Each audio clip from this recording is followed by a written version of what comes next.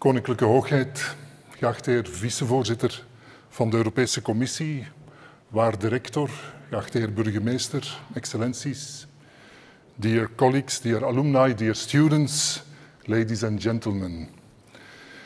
It is a great pleasure for me to welcome you at this Ambassador's Lecture, which today is co-organized with the America-Europe Fund.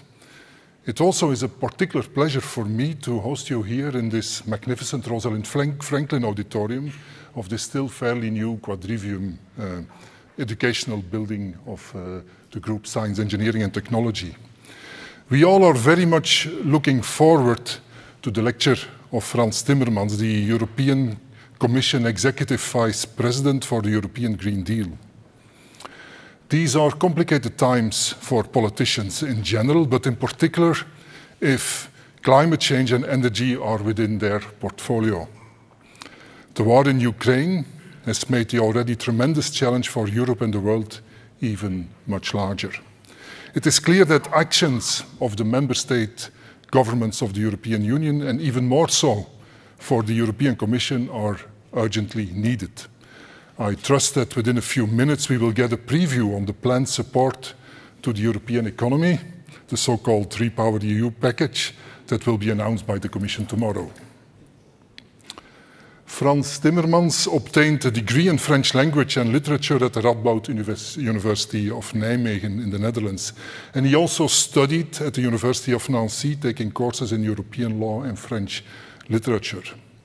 He was a policy officer and diplomat, assuming responsibilities in The Hague, Moscow and Brussels.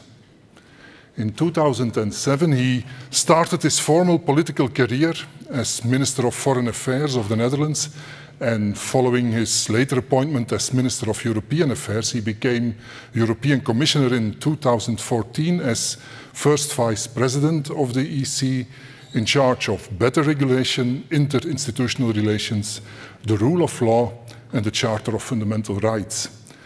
This leading to his current responsibility now in the von der Leyen Commission. On topics like this, global context is important. This is why I am also looking very much forward to the perspective with a non-European focus, as will be voiced by Professor Angela Ines Cadena. She will share her views on the European Green Deal as associated researcher at the Universidad de los Andes in Colombia. She is an electrical engineer by training from Uni Andes and holds a PhD in economic and social sciences from the University of Geneva. She has more than 30 years of academic and professional experience devoted to energy policy design and regulatory analysis, energy economy and environmental modeling, and evaluation of climate change policy and mitigation actions. As General Director of the Mining and Energy Planning Unit, she has been involved in dialogues regarding the future of the Colombian power sector market, renewable integration to the grid, and demand-side management actions. Currently, and this is why she is here, Professor Cadena is visiting KU Leuven as a fellow of our Leuven Institute for Advanced Studies, where she, together with international colleagues and KU Leuven experts, is reflecting on the social aspects of climate change. Before passing her the floor, I invite you all to already now start thinking about questions to the speaker of today. There will be room for questions by the audience, both those present in the auditorium and online. The Q&A session will be moderated by Ambassador Dirk Wouters, co-chair of the America-Europe Fund and former ambassador of Belgium at the European Commission and the United States of America. But now, without further ado, I pass the floor to Angela Cadena. Thank you.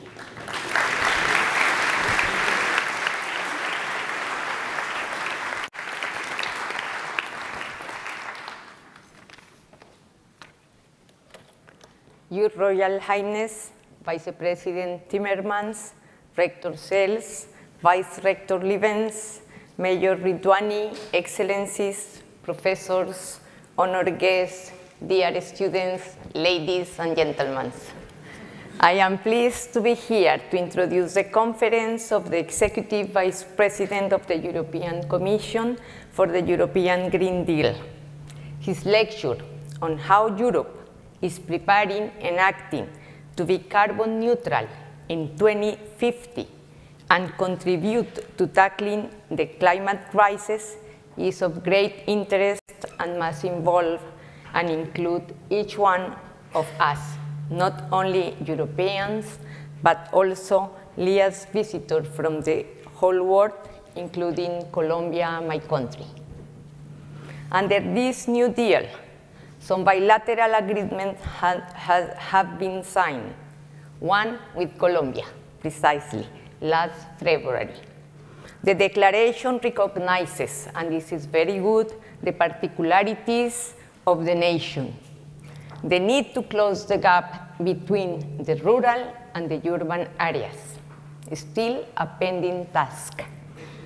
To overcome the legacy of the internal conflict, also a recent pending task that we have to deal with, and to work to preserve biodiversity and the conservation of ecosystems.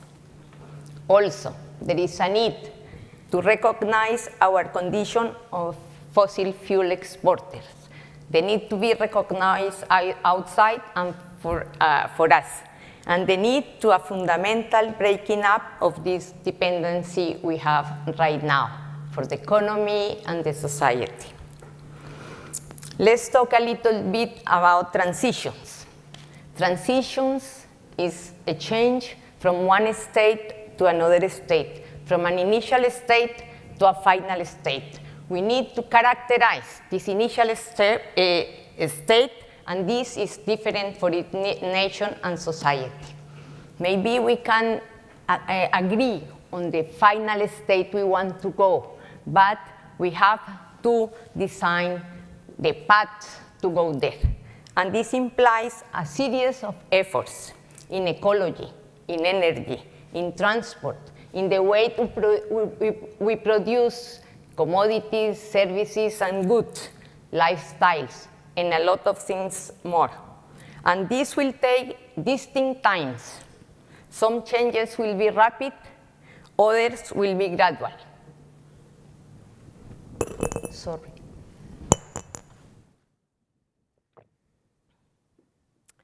In addition, we need to establish a set of credible and plausible scenarios, to design the strategies, to design the instruments to achieve the possible future we oversee.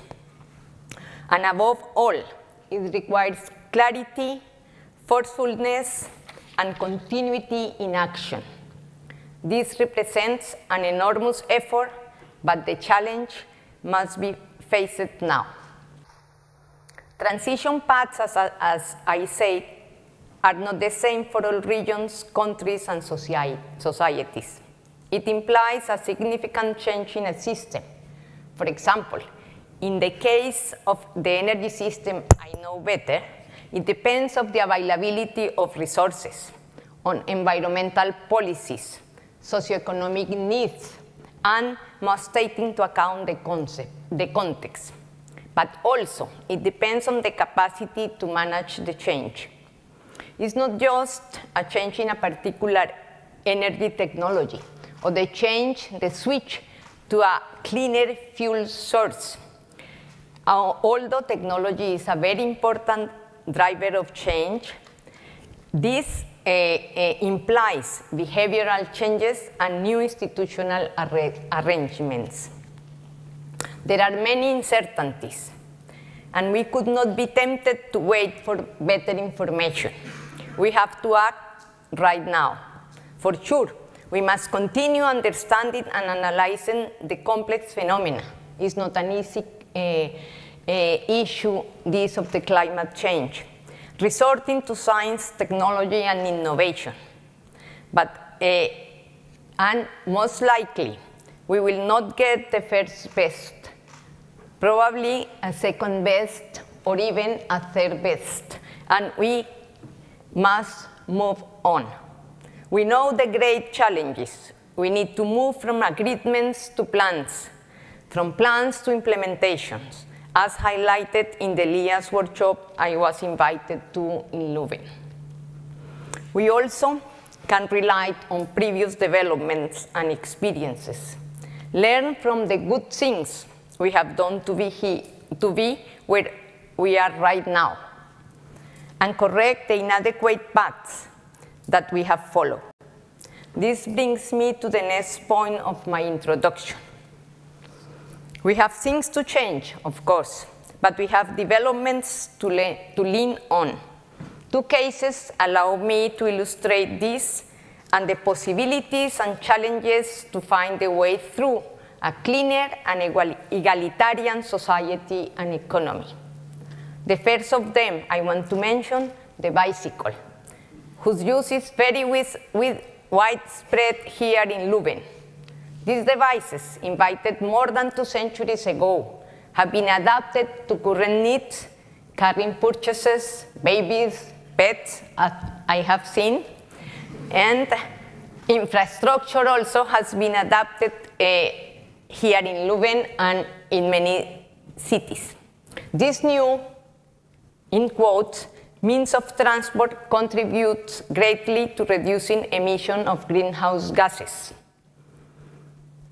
and also to reduce particulate matter. Recent calculations in Colombia for our NDC show that the benefits of cycling and walking is around $5,000 per ton of CO2 equivalent. And in this value, we are not including the positive externalities due to the reduction of urban pollution. The other case that urges some adjustment is the use of coal. This fuel made possible industrial development and much of the economic well-being that we have today in the world. However, its phase-out is an urgent task, as discussed in the last meeting of the parties in Glasgow. Of course, this is maybe easier in some European countries than in the rest of the world, where economies still depend heavily on this commodity. It's the case of South Africa, and somehow it's our case, not exactly. In the case of Colombia, 90% of the coal production is exported, which is atypical. We use just 10% of the coal we produce. And most of the coal we use comes from small and medium mines. The total coal mining activities stand for 130,000 direct jobs and could go up to 500,000 mining jobs if we include indirect jobs. The issue for us is not to replace coal, as it has only a small, but key, however, but small role in our electricity sector, but to design and implement a fair transition for the workers, with a special regard for those of a small and medium scale, whose only activity to support their families that they know is this one. We can learn from the European experience, Netherlands and Belgium, Limburg, also from Germany and Poland, where it also took time and important budgets to close the coal mining activity. Research and development are key to get cheaper energy, but we also need to pay attention to the social aspects of the transition. Finally, I want to underline the importance of this conference, the actions, the progress, the result of this European Green Deal matters for all of us. Remember that we are on the same journey, all of us, but on different boats and living from different ports. A good guide is essential here, and we are looking forward to the views and action that the Climate Commissioner will offer us for the long journey to come. Thank you very much.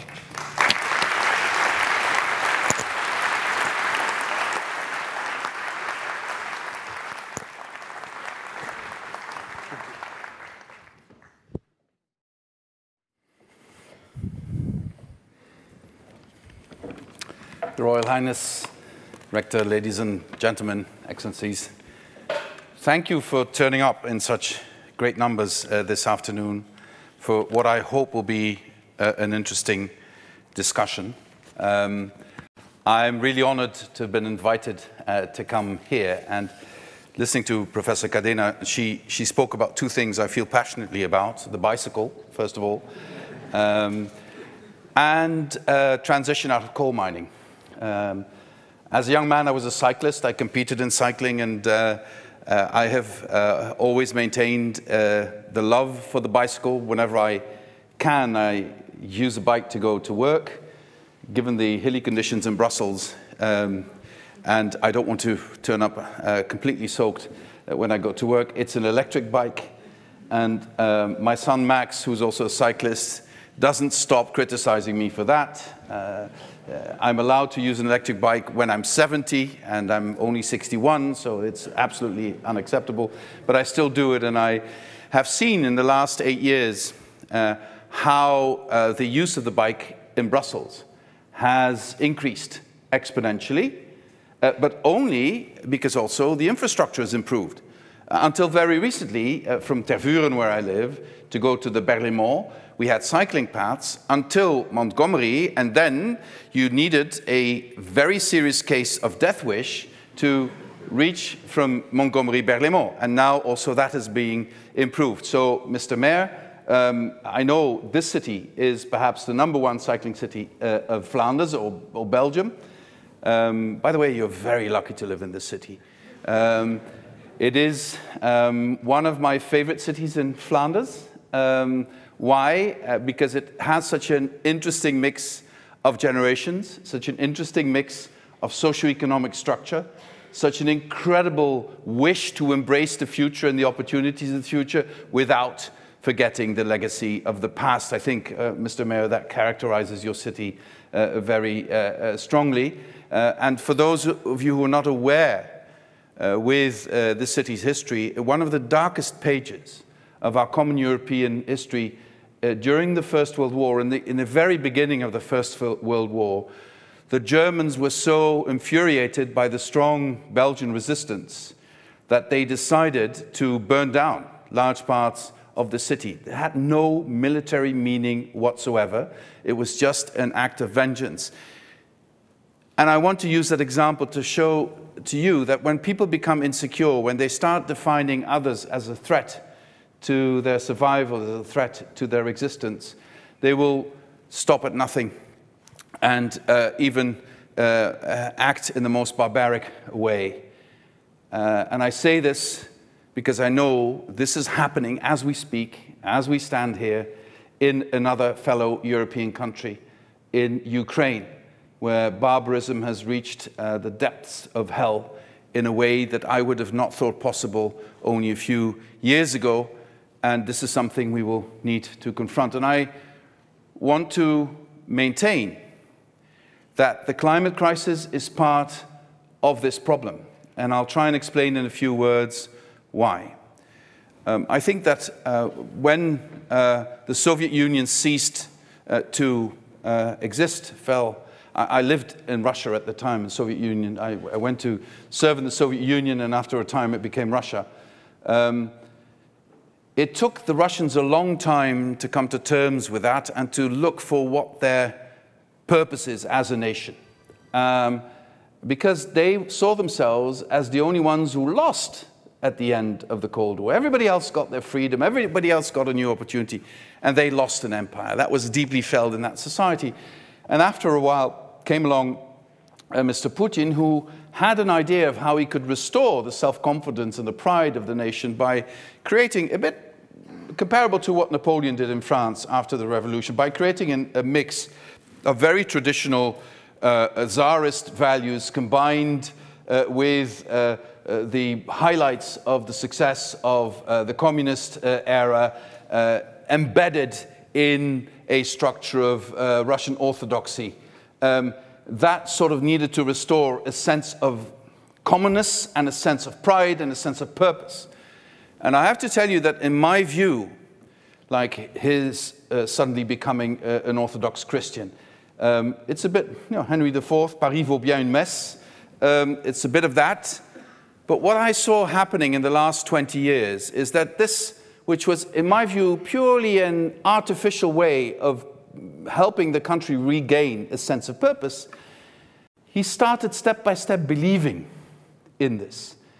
And I think this ended up at some point in him thinking, I'm almost 70 years old, the era of fossil fuels will come to an end. Now we still have this power and influence because of fossil fuels. I need to act now to reestablish our rightful place as an empire. I think there's a lot of that. So in that sense, the era of transition, the era of the climate crisis forcing us to wean ourselves of fossil fuels, has an incredible geopolitical dimension. And I want to insist on that, because if you look at the studies done by CIPRI in Stockholm, they also come to the conclusion that the vast majority of conflicts in the world today have a link to the climate crisis. Because of droughts, because of the lack of water, because of the lack of agricultural possibilities, because of the lack of development opportunities. And what we are trying to do with the European Green Deal and with our global partners is nothing less than trying to prevent that the young people in this room, that my children and our grandchildren, would be engaged in wars over water and food in the future. This is, ladies and gentlemen, what is going to happen if we don't change our ways. Now, I know that this is not something you do in politics, what I do now. And I've recently, a mayor of another Flemish city has said that he thinks we should not be scaremongering, we should not be saying these things. But I think the time that we, for political opportunity reasons, do not confront people with the harsh realities has come and gone.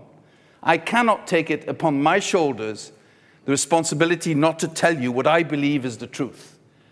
And you don't have to believe me, but the overwhelming representatives, the scientists who know about this, will underscore what I have just said.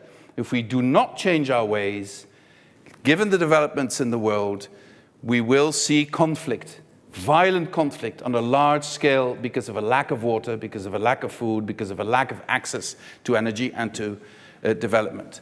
So what is our task? Our task is to learn to live within the boundaries Mother Earth has given us. And the bad news is that is a radical, radical change in human behavior, more radical than ever before. The good news is we can do it. It is possible. That's the good news. So you can only see the beauty of the good news if you recognize the seriousness of the bad news. You can't do one without the other.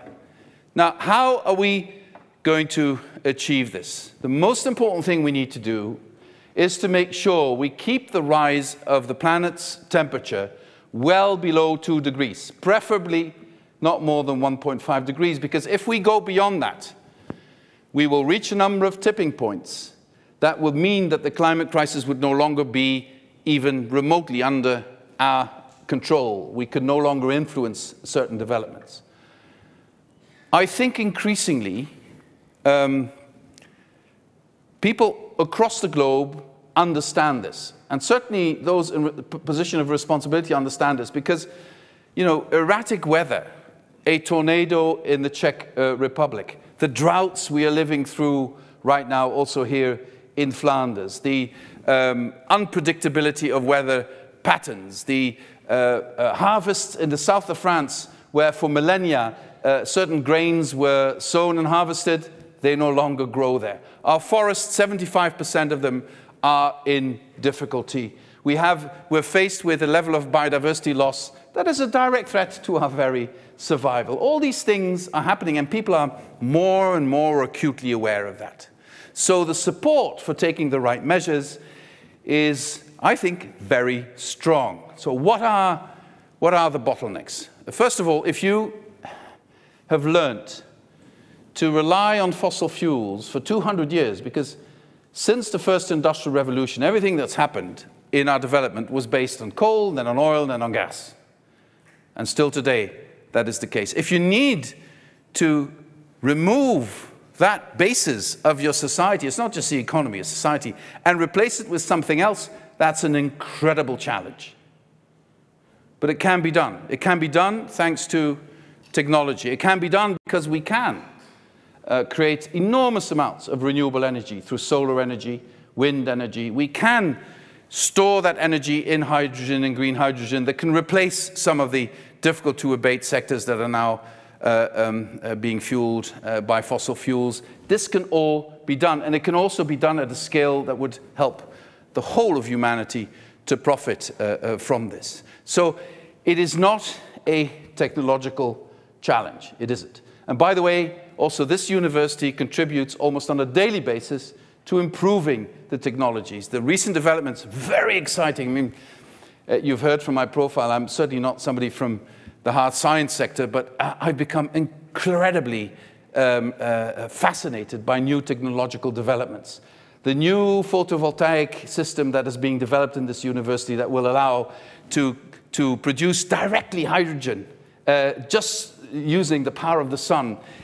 I mean, it's so exciting, and it's going to solve so many of our problems if we can bring it to scale. The new developments in wind turbines, we now are developing wind turbines that one wind turbine can produce between 12 and 15, 16 megawatts. Isn't that incredible that we are doing this? And if we do that offshore, we can create enormous amounts of renewable energy. If we are serious about what we need to do, and we do a serious job with putting solar panels on the rooftops that can carry them, we can produce at least a quarter of the energy needs we need through solar panels on our rooftops. Isn't that an exciting perspective? So that is not the bottleneck. I think the bottleneck is the eternal question, the eternal political question. Regardless of whether you are from the left or the right or the center, politics in the end is about one thing and one thing only. How do you organize collective redistribution of everything we have? And whenever I start with that sentence, there you have one more of those red idiots who wants to take away money from the rich people and give it to the poor. Yeah, true, but also people who take away from the poor and give it to rich people do redistribution. If you look at in my view, the complete distortion of our fiscal system globally, it is punishing for working class and working people, not even working class people, and it is hugely profitable for people who live on capital. And that's just gone completely off the mark in the last 20 years. This is something that needs to be corrected. And I think the correction should come in changing our tax system. And then the discussion is between the left and the right, to what extent do you correct? How do you redistribute? But the fact that today work is really heavily taxed, whereas capital is not, and the fact that today that people who have small and medium-sized companies who are linked to a territory are taxed, whereas global companies who are footloose, that are not linked to a territory, can avoid being taxed, is wrong. And the feeling of injustice that this engenders in a society paralyzes society. So I think the one thing that we need to fix to make success of this transition is political paralysis, because people feel that things are wrong and these wrong things are not being corrected. And I believe this is more important than the technological innovations we need to do. It is, in essence, a political problem. So that's why in the European Green Deal, at the heart of everything we're doing is the promise that we will leave no one behind. That is why in the European Green Deal, at the heart of what we're doing, when we're saying we want people to change their energy mix, we want people to look for emission-free mobility, we want people to insulate their homes, we want people to etc., we also say, but we can only get support for people for that if we first address the issue of energy poverty that's already crippling our society today. So if we mobilize funds through the measures we take, we start by redistributing these funds to the people in society who need the most to address the issue of energy poverty. We help people who can't do that themselves to renovate their buildings, to install solar panels or a heat pump or insulation, etc. Recently, I was in my home region, which is the south of Limburg in the Netherlands, where they had, which is confronted with a particular demographic situation because of the closure of the coal mines. In that part of the Netherlands, we closed the last coal mines over 50 years ago. At the time, and I was still a child, but we mostly lived here, but my grandfathers were both coal miners. At the time, my hometown of Heerlen had always been, for 40 years, among the top 3 or 4 richest cities in the Netherlands. Since the closing of the coal mines, it is consistently among the bottom 3, 4 poorest countries of the Netherlands. So if you get this transition wrong, you condemn people to regress that lasts for generations. So if people are worried about this transition, the last thing you're allowed to do is dismiss them and tell them you don't need to worry, it'll be okay. There is no guarantee that this will be okay. I come from one of the richest countries in Europe, and we're not okay with this because we messed up. We didn't get it right. And the region was so-called compensated. We built a university, but not in the region next door, Maastricht. So if you want to do just transition, which is the core element of our proposition, you need to do the just transition for the people, for the streets, the towns, the regions that are directly affected. Never take a macroeconomic view and say, okay, Leuven was destroyed, we'll build up Antwerp. That's not a proposition people in Leuven would applaud, I suppose. And that's exactly what we need to do for coal mining regions across the world, whether it's in Colombia, whether it's in Poland, whether it's in Croatia, whether it's anywhere else, in South Africa. And there is a strong political willingness to do this, but only if people see an opportunity for themselves in this transition will they want to be part of that. Which brings me back to the example of my home region. They took down a huge apartment block, and they decided to build in a sustainable way. So using the materials they took down that can be used to build new houses. And they build them in a way that is sustainable, solar panels, heat pump, good insulation. And I was speaking to a man of about my age, so, you know, born around the time we invented the use of fire, and his family. And he had his wife and his daughter still living with him. And I asked him, so what did you pay your energy bill in the old house? He said, well, about 150 euros a month. And I know now it's 250, 300. Wow. And I said, and what do you pay now? And he said, well, this is the second year I pay my monthly contribution. It's a bit more than last year. Last year it was okay. Now it's a bit more. It's 16 euros a month. So just imagine if you live on a small pension or on the minimum wage. The difference between, let's say, 250 euro and 16 euro is the difference between, can I buy a new pair of shoes for my kids? Can I afford to go to the dentist sometimes? Can I buy healthy food instead of junk food? So, you know, for people like myself and many here in this room, high energy prices are a nuisance, but it's not something that will make us eat less or lose sleep. But for people who are really stretched on a budget, for whom the end of the month is a bigger source of insecurity than the end of the world, if you don't address their insecurities, they will not support you in this transition.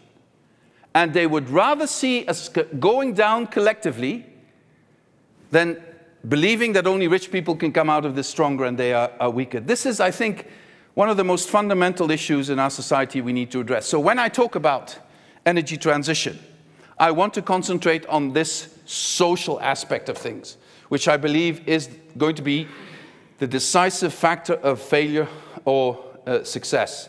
And I say this, and I have to say this, because today is also Iderhot, as you know. I thought I made it clear by wearing a pig tie, but I've been told by my kids it should have been purple. But anyway, today is also when we mourn people who are victims of senseless murders in Buffalo, New York.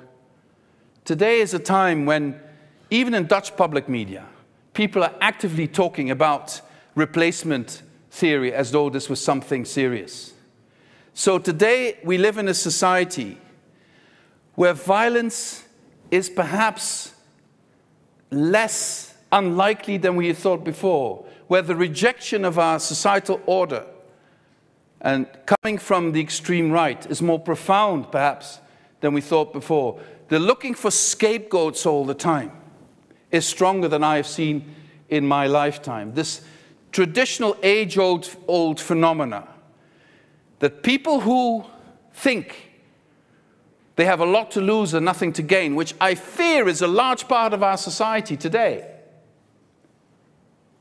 will see confirmation of their fears everywhere. It is very easy. It's a biological matter. If you're afraid, you will see confirmations of your fear anywhere. And sadly, we have a lot of politicians and political movements who start exploiting that fear. Fear can easily be turned then into anger, and that anger can then be easily turned against a scapegoat. And this is exactly what Putin has been doing in Russia. The only way he could invade Ukraine is first after a long period of propaganda saying that Ukraine was led by Nazis and these Nazis were committing a genocide on innocent Russians and these Nazis had to be removed. This is a phenomenon in our society that I think can only be addressed by people of goodwill who have the courage to speak out. In German, you call this Zivilcourage. I don't know another word for this. I think none of us in this room, and I don't believe, or I assume nobody takes things like a replacement theory seriously as a theory. But don't make the mistake to not take it seriously as a threat to our democratic, liberal, open society. And I think this threat comes because too many people fear loss more than they have hope for their future. So the only answer people of goodwill have is to demonstrate that yes, this is a time of profound, profound change. And yes, this will be difficult on all of us. But if we share the burden of this transition fairly, if we prove with facts that we leave no one behind, if we show that people, that their children and grandchildren will have decent and sustainable jobs, if we do all that, people will support this transition. If we fail to do that, even the best technological solutions will not be adopted because people will hold on to what they have out of fear of losing that. Now, what are the plans? Because that was the direct question I got. We're going to present tomorrow, and I'll probably, if I don't say it now, I'll probably get questions about it. So let me just say a few words before I finish. 3 elements are now important because of this war. I think we all agree that we need to wean ourselves of the dependency of Russian oil and gas as soon as possible. With our plans, we can reduce that we import about 150 BCM of Russian gas a year. Before the end of this year, we can reduce that by 50 BCM, and then in the years after that, we can go all the way to 0. 3 measures are necessary for that. First of all, we need to sign contracts with alternative producers of fossil fuels because we can immediately go to renewables. And we offer to those producers of LNG and other gases a deal which goes beyond fossil fuel and say, you will be part of the new to build hydrogen economy, which is the basis of our future economy, green hydrogen economy. You will be part of that. And all of them are interested in that because they have many of them have natural conditions that will allow them to produce through solar power and wind power a lot more electricity than they can use themselves. So they will look for a way to export that energy, and putting it into hydrogen might be an excellent idea for them and for us. That's the first part of it. The second part of it, obviously, is to speed up our transition to renewable energy. Rooftop solar is extremely important. We need to do that much faster, and the possibilities are limitless. Homes, office buildings, industrial sites, etc. There's huge potential for that. Offshore wind has huge potential. If single turbines go over 16 megawatts, I mean, then you can generate a lot of electricity there. Biomethane has a lot of potential. We need to increase that as well. So we need to move faster in our energy transition, and that is possible with the right investments. And we're going to speed that up. And the third element is saving energy. We can do much better in saving energy. We're wasting so much energy today, both in terms of our industry. And it's so interesting that now you see industry saving more energy than ever before without going bust. And I wonder, couldn't they have done that before? Well, they didn't, because energy was so cheap. So there's still a lot we can do in saving energy. And also in our own behavior, we can save a lot of energy. The bicycle was mentioned before. Take a bike more than take a car. Take public transport more than taking your car. I think a message that in Flanders should be heard a bit more often, perhaps. But also look at your other behavioral patterns. Perhaps in winter, reduce the temperature only slightly. 1 degree less, according to International Energy Agency, 1 degree less is 10 BCM less Russian gas. Doubling our efforts to refurbish housing, I was speaking about that earlier, doubling that effort, which is not that complicated, doubling that effort is an extra saving of 20 BCM of Russian gas per year in Europe. So we can really do that. These three measures, which are at the core of REPowerEU, are going to help us to speed up our energy transition and to create more European energy sovereignty. We don't have our own oil. We have very little gas. So the only way we can increase our own energy sovereignty is by producing more renewable energy. And this can certainly be done. Final point, and then I'll really stop. The academic world is essential in this. But there's one worry I want to end on. Let's not stay in our bubble. It's become, in this day and age, too easy to only interact with people who already agree with us. And we have become not enough accustomed to disagreeing well with people with whom we disagree. So increasingly, we just look for confirmation of our own views and then start thinking that our views are probably the views that are shared by everyone, not knowing that this is absolutely not the case. And I want to really especially appeal to the young people here. You are the privileged part of the younger European generation. There is no one who's ever been healthier, smarter, better educated than your generation. But there's also a part of your generation who doesn't feel that at all, who believes the replacement theory, who doesn't see a future for themselves, who believes in violence as a solution. Don't give up on them. Engage with them. At the end of the day, when they can get rid of their nightmares and start dreaming again, they will dream exactly the same dreams as you do. Let's not leave anyone behind. Thank you very much.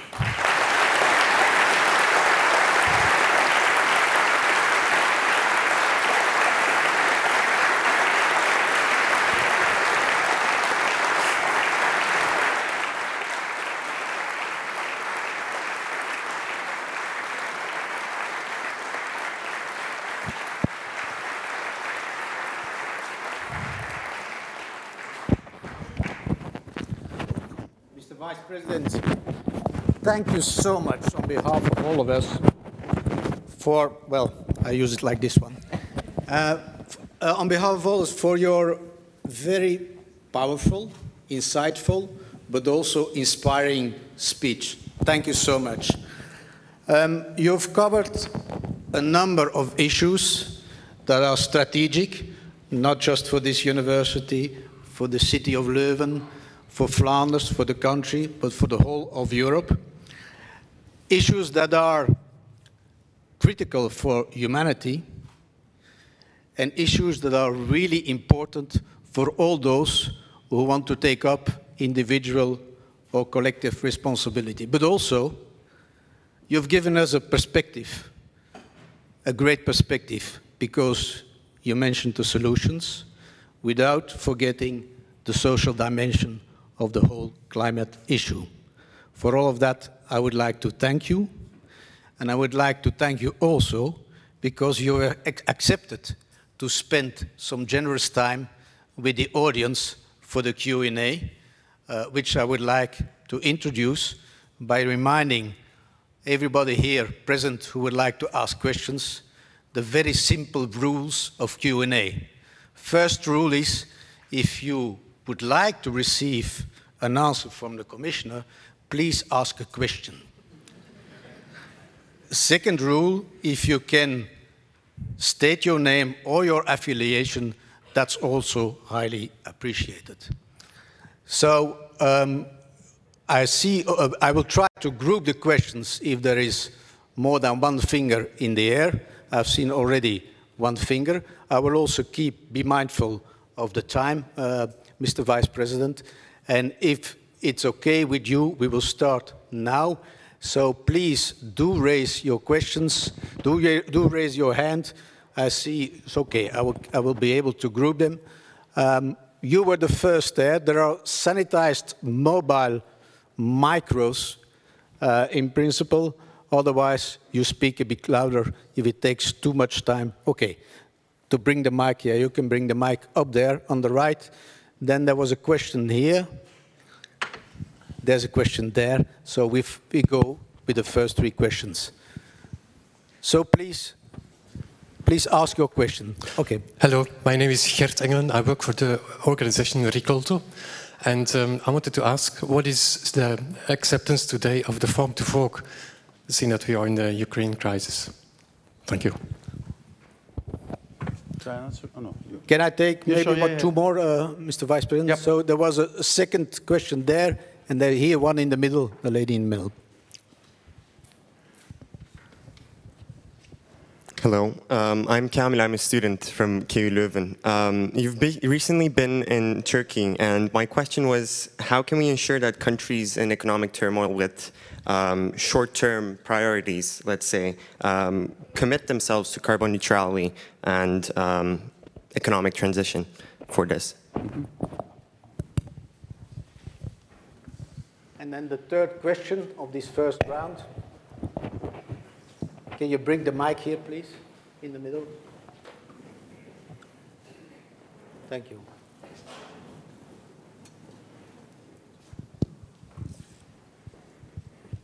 Yeah, thank you very much for your engaging lecture.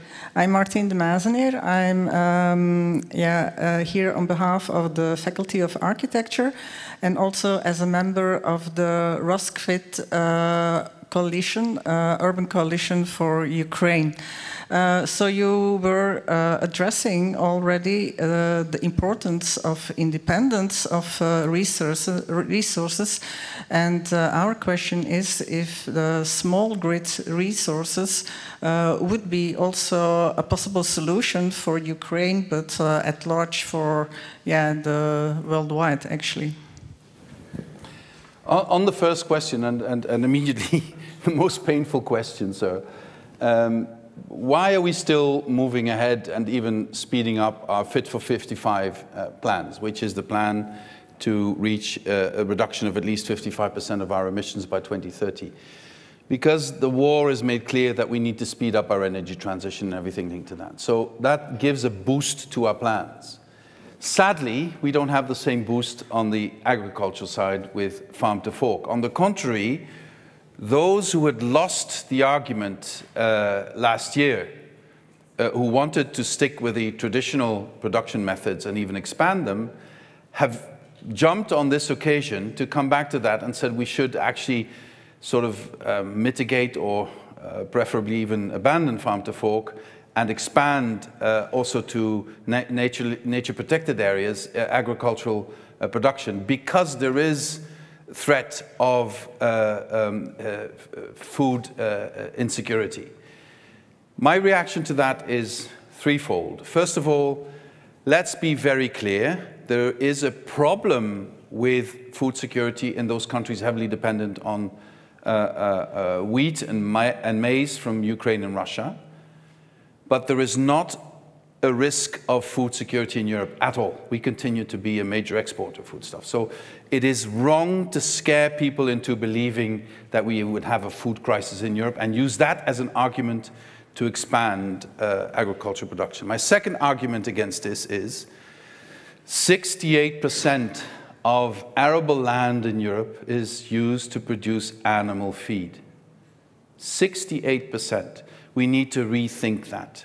We need to produce food, but we need to produce less animal feed and more food for people.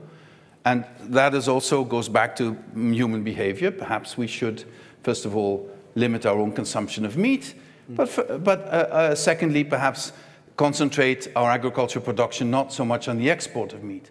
Our warehouses in Europe are full of pork produced for China, but China's not taking it.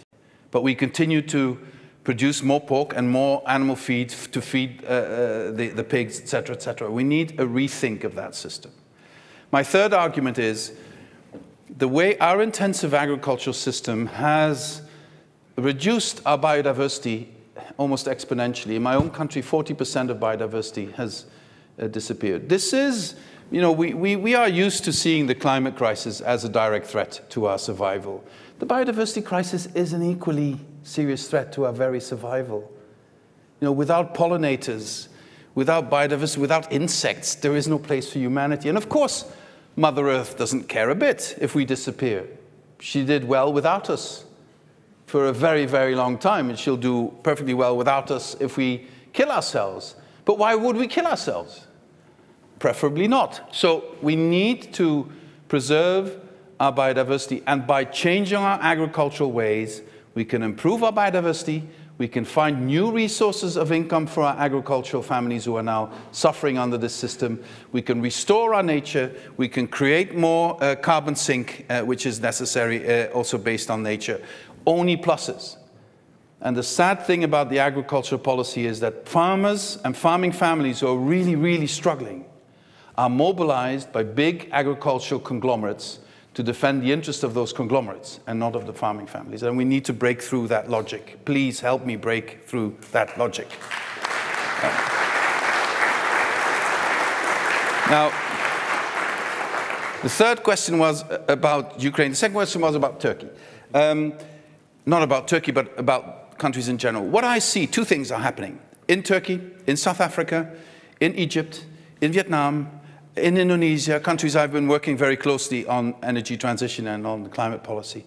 First of all, they're all scared, really scared about climate change already happening. It is hurting them in a horrible way, all these countries.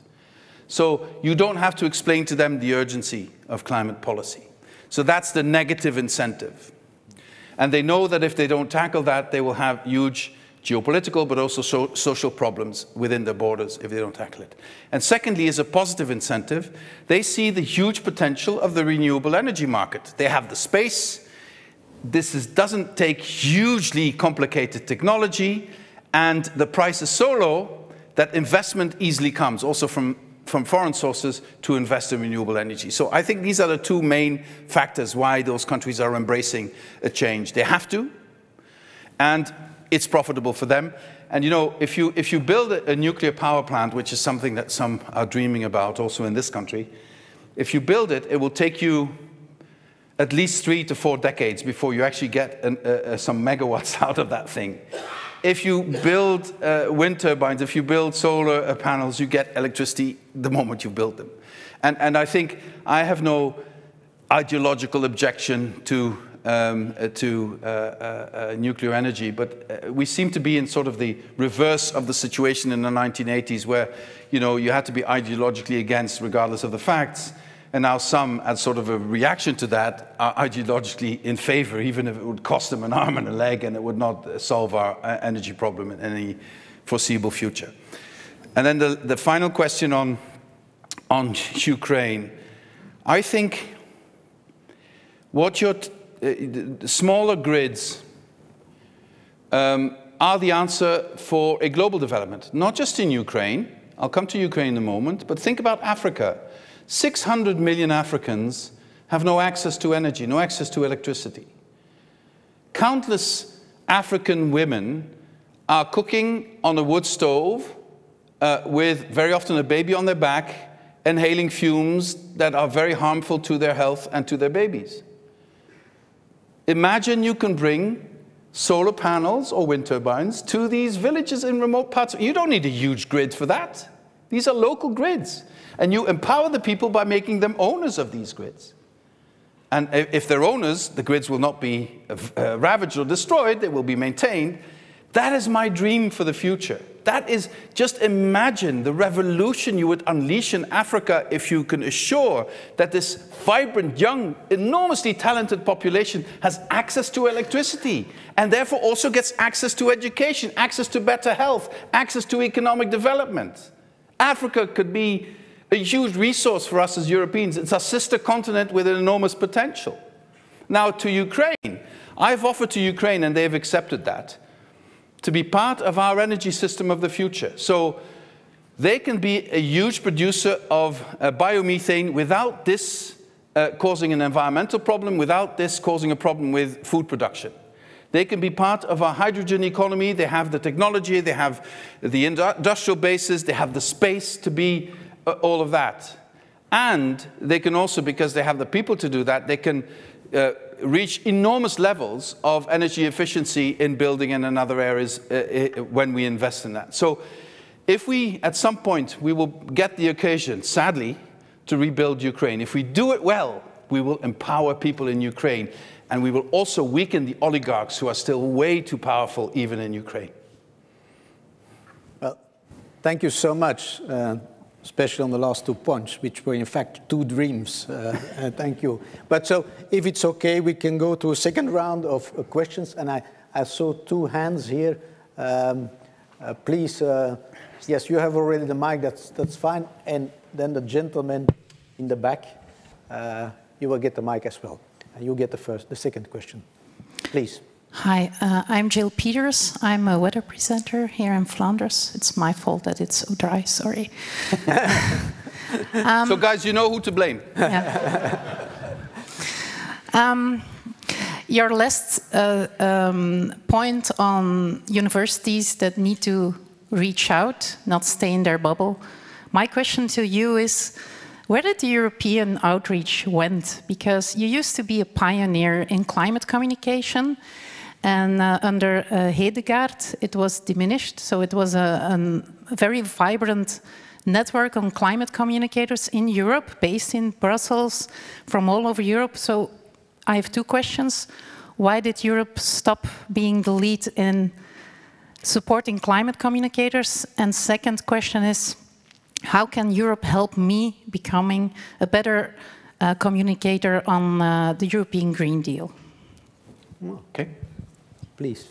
Thank you very much. I don't think I can. My name is Katja Biedenkopf. I'm an associate professor here at KU Leuven, and we have actually a big research project on carbon pricing policies. So that's why I'd like to ask a question on that. As you said, we need a high carbon price to incentivize industries, but you also highlighted that with now the fast rising prices, that causes tremendous problems for households. And we now have governments looking into lowering the price again. So I just would like to hear your thought on what role can carbon pricing play, and do you see any chance of achieving an international carbon price, the external dimension of which the carbon border adjustment mechanism is a part? Okay, and there's a third question in the back, the gentleman, so. Hello, my name is Thomas van Hof, and I'm a big fan of all renewable energy sources cooperatives. I agree with all you said, and I would just like to ask your advice on a situation. The situation is that in Belgium there are a high amount of people doing all they can to go to a carbon neutral future. But the problem is, on the media and the politicians' side, there is just no interest. There is an utter lack of urgency.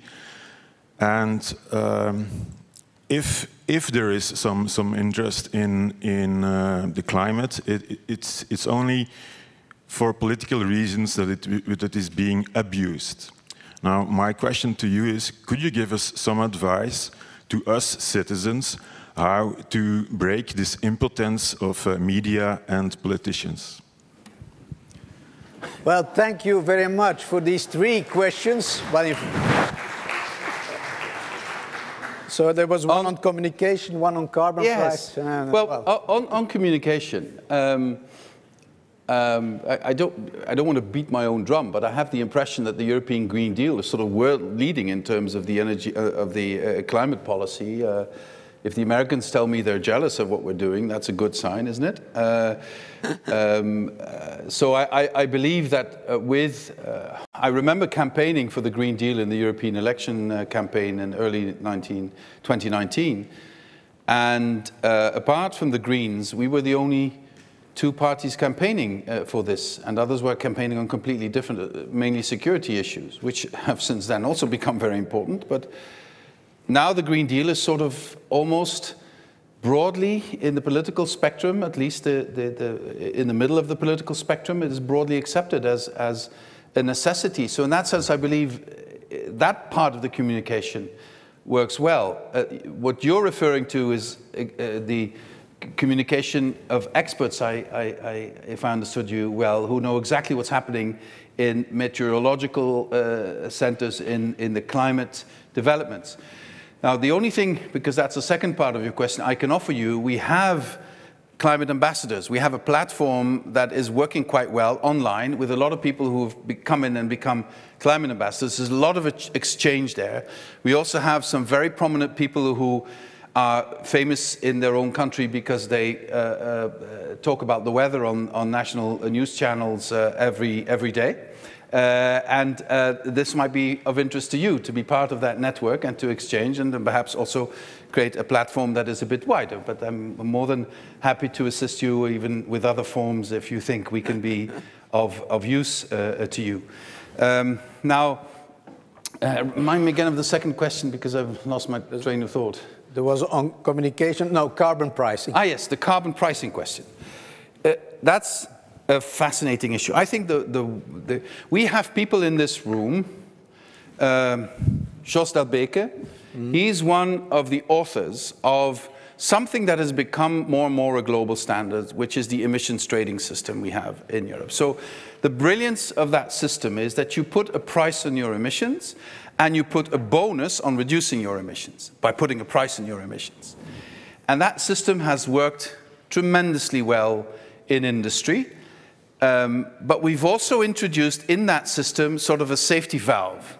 If the price would go up too quickly, we could release into the system, release the pressure a bit by putting more certificates into the system that would then sort of temper the rise of the price. Now, it depends on where you are in your economic and industrial development, whether you like a very high price per ton or whether you prefer a lower price per ton.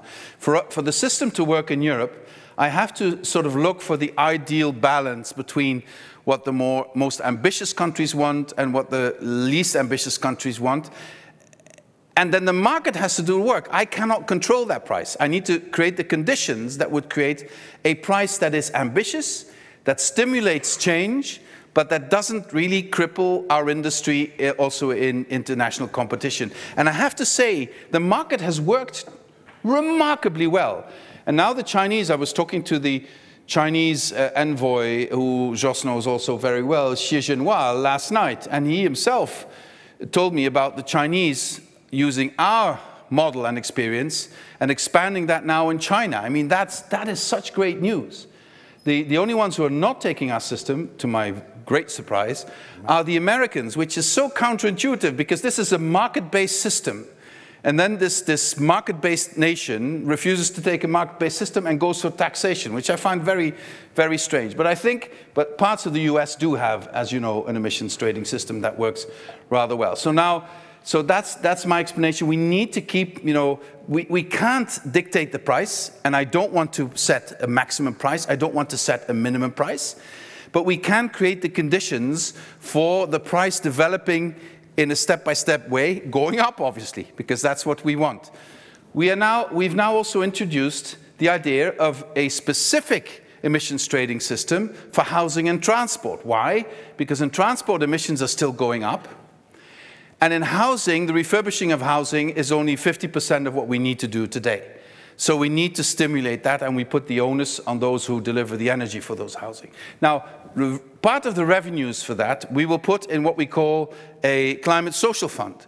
And the climate social fund will be a huge fund to compensate people who are at risk or are in energy poverty. That's the redistribution issue I was talking about earlier. And we want to organize it in such a way that the climate social fund would start dispersing that money even before the ETS2 system comes into place, so that people learn to trust that they will not be left alone with this problem and that they will be supported. So that's my take on the ETS, and I think the ETS is a crucial system for our energy transition. The industry is completely used to it and actually more and more likes it. How this is going to pan out, because another part of your question is on CBAM, on what you do at the borders. We have already an agreement in the Council on a carbon border adjustment mechanism. We are going to experiment it with a number of years, see whether it's useful. The Germans have another idea. They want to create a carbon club, which would in fact mean that nations would put comparable systems of putting a price on carbon in place so that you will not have a competition distortion in the carbon market. We'll see what happens in the next couple of years. But I'm confident that we can make this work, and we can make this work very well. Now, the final question is very much linked to this country. Climate issues are politically controversial. I've had my good moments and my less good moments with the Flemish Minister for the Environment, for the climate. But she has come around on many issues and has become more ambitious, which I salute. So I would be perhaps a bit less negative than you are. The thing for politicians is, that they will look for opportunities, both positive and negative. If they think it's an opportunity to mobilize people for this change, they will do that. If they think it's an opportunity to mobilize people against this change, they would also do that. And so what is the advice I can give you and myself is to make sure that the opportunities for a positive change are bigger than the opportunities for stopping the positive change. It's a big ask, because we're on an edge all the time.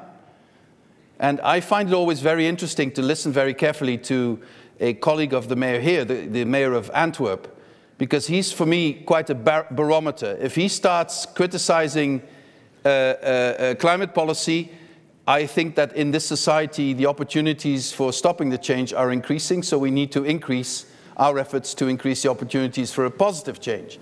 And he says this as a mayor of a city that has fully embraced the change. Antwerp is one of the leading cities in Europe, one of the leading ports in Europe.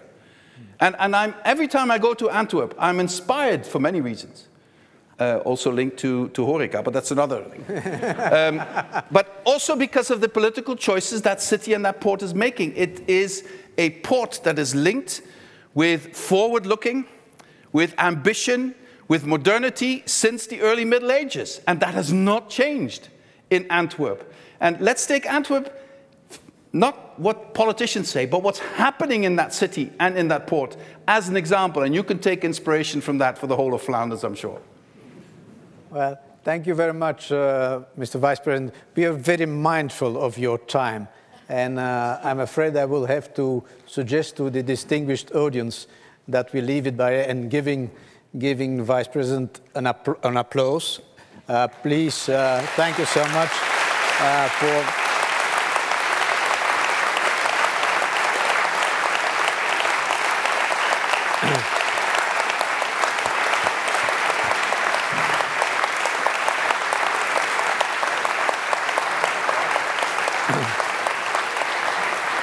So, maybe invite you to take your chair and ask Peter Lievens to say the concluding words. Thank you. Yeah, well, there is not so much to add to what we all have seen as a very inspiring and motivating speech, dear Mr. Vice President. This edge discussion I really like a lot because I think there is in this debate about climate change since many years already, lots of pessimism. But you have been here sharing with us all the optimistic thoughts and all the can-do arguments were given and listed today. I think supporting also what the scientists are doing in all the different disciplines at this very university.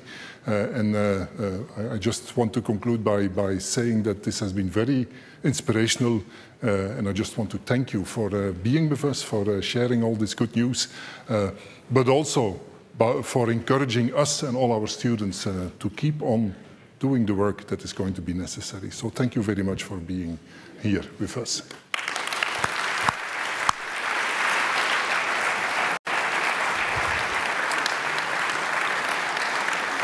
And just